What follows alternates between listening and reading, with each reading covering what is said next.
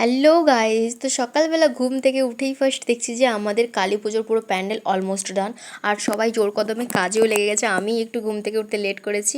তো সকালবেলা উঠে পড়ি, ফ্রেশ হয়ে আমি প্রথমে ব্রেকফাস্ট করে নিয়ে দুপুরবেলা নিয়ে বসেছি এই প্লেটগুলোকে নিয়ে। এই প্লেটগুলোর ওপরে পুরোটা আমি ডিজাইন করছিলাম, কারণ আমি ভাবছিলাম যে প্যান্ডেলটা একটুখানি ভালোভাবে ডেকোরেশন করব এইগুলো দিয়ে। মানে কী বুদ্ধি হলে বলতেও পারবো না, বাট সিরিয়াসলি বলছি সত্যি খুব ভালো লেগেছিলো, রেজাল্ট খুব ভালোই ছিল। বাট মনের মতো করে আমি ভেবেছিলাম আমি এটা করে দেখি। তো সবাই আমাকে বলেছিল যে এইগুলো করলে কেমন লাগবে, এবার সবাই তারপর লাস্ট বলে সত্যিই ভালো লেগেছে। তো এইগুলো আমি করেছিলাম। তারপর সন্ধ্যাবেলার দিকে আলপনা দিয়েছিলাম।